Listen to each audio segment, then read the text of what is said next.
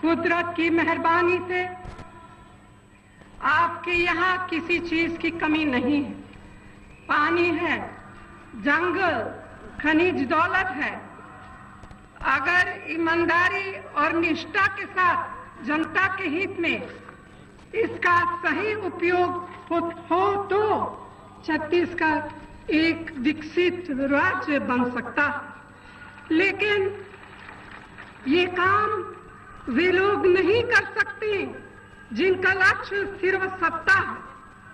निर्माण और विकास के कामों के लिए समाज के सभी वर्गों की भलाई के लिए दृढ़ संकल्प की जरूरत है, त्याग की जरूरत है, सेवा और समर्पण की जरूरत है।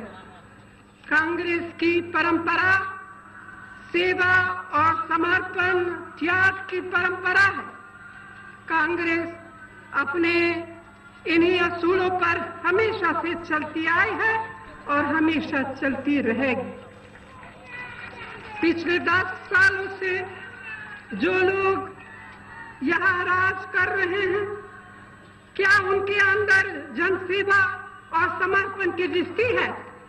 मैं समझती हूँ कि उनके अंदर ये नहीं। अगर होती तो यहाँ के प्राकृतिक संसाधनों का पूरा लाभ सिर्फ उनके कुछ चंद लोगों को ही नहीं, आप सबको मिलना चाहिए था। यहाँ एक ऐसी सरकार चल रही है जिसने विकास पर जितना ध्यान देना चाहिए था नहीं दिया, इसलिए यही की परेशानियां बड़ी हैं। कानून व्यवस्था की दशा आप लोग खूब झेल रहे हैं। मेरी बहनों पर हर तरह के अत्याचार हो रहे हैं, वे डर के माहौल में जी रहे हैं। किसान भाइयों को तरह तरह की मुश्किलों का सामना करना पड़ता है। आदिवासी भाइयों को वन उपज के सही दाम नहीं मिल रहे, उन्हें उनकी जमीन के पट्टे नहीं मिले, उनकी जमीनों पर उन्हें अधिकार नहीं दिया गया है, बल्कि उनसे जमीनों छीन दिया गया। गांव में गरीबी बढ़ती जा रही है। नौजवानों रोजगार की तलाश में भटक रहे हैं। केंद्र की हमारी यूपीए सरकार ने ग्रामीण क्षेत्रों के गरीब बेरोजगारों का रोजगार देने और उनका पलायन रोकने के लिए महात्मा गांधी नरेगा जैसे कार्यक्रम लागू किया। देश में कोई भूखा न रहे, इसके लिए खाद्यान्न सुरक्षा कानून बनाया। आदिवासी भाई बहनों को जंगल की जमीन के पट्टे और उसकी उपज पर अधिकार के लिए वन अधिकार कानून बनाया। नया भूमि अधिग्रहण कानून बनाया, जिससे अब किसी की जमीन जबरदस्ती नहीं, उसकी सहमति और सही मुआवजा देकर ली जा सकेगी। यहाँ की सरकार की जिम्मेदारी बनती है कि इन सब कानूनों का लाभ आप लोगों तक पहुंचाए, लेकिन आपके यहाँ ऐसा नहीं हो रहा। आपके साथ मैं समझती हूँ कि आपके साथ धोखा हुआ है।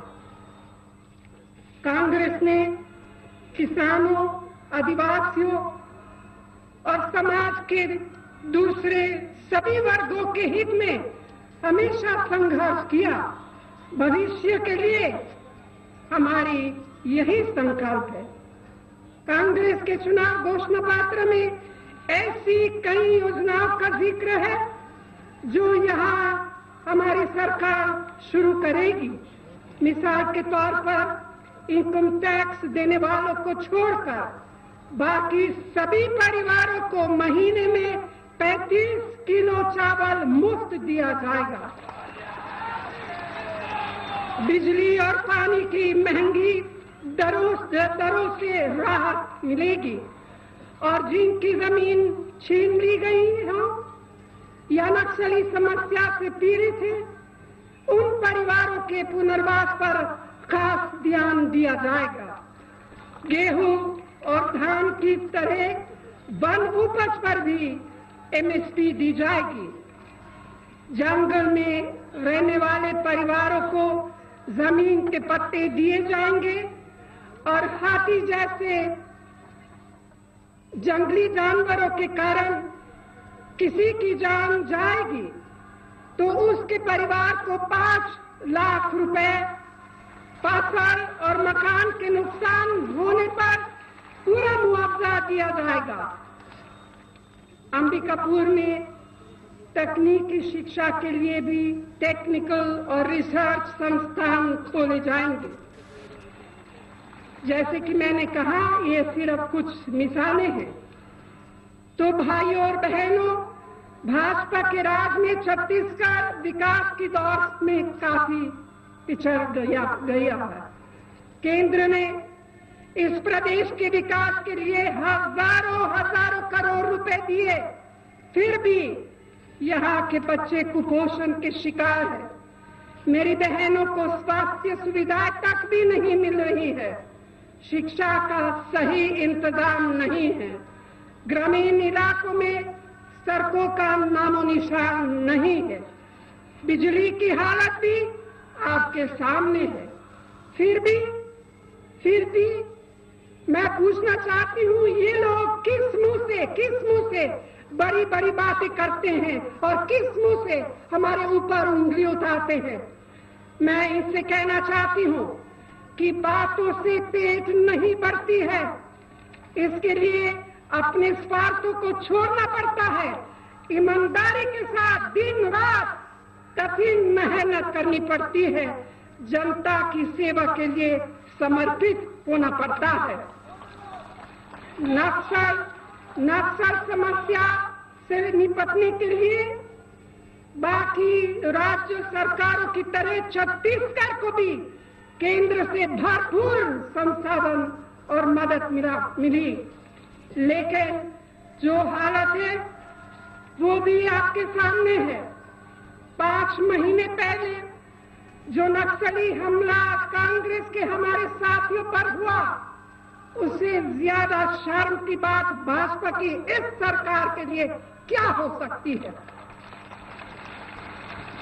कांग्रेस तो नक्सलवाद और आतंकवाद से हमेशा लड़ती रही है, लेकिन सवाल ये है कि नक्सली समस्या का मुकाबला ये किस तरह कर रहे हैं। उन्हें काबू करने के लिए उन्होंने क्या किया है। उन्हें मुख्य धारा में लाने के लिए इन्होंने कौन से कदम उठाए। भाइयों और बहनों, समाज को बांटने वाली कोई भी विचारधारा किसी का भला नहीं कर सकती। भाई को भाई से लड़ाने वाले किसी के सगे नहीं हो सकते। ऐसे सभी तत्वों को जवाब देने का मौका आपके सामने है। अब छत्तीसगढ़ में बदलाव का वक्त आ गया है और मुझे पूरा विश्वास है कि आप अपने उज्जवल भविष्य के लिए इस हालात को जरूर बदलेंगे। कांग्रेस ने छत्तीसगढ़ के विकास पहले भी खूब संघर्ष किया है, आगे भी हम इस प्रदेश की प्रगति के लिए संघर्ष खूब करेंगे। कांग्रेस आएगी तो छत्तीसगढ़ की तरक्की 36 गुनी रफ्तार में से होगी। इसीलिए मेरा आप सभी से निवेदन है कि चुनाव के दिन अपना एक वोट कांग्रेस को देकर हमारे सभी उम्मीदवारों को भारी बहुमत से जिताए और छत्तीसगढ़ की प्रगति के रास्ते पर आगे बढ़ाए। अंत में आप सबको इस सभा में आने के लिए मैं दिल से आप सबको धन्यवाद देती हूँ। धन्यवाद। जय हिंद। और अभी मेरे साथ जोर से बोलिए, जय हिंद। और जोर से, जय हिंद, जय हिंद। धन्यवाद।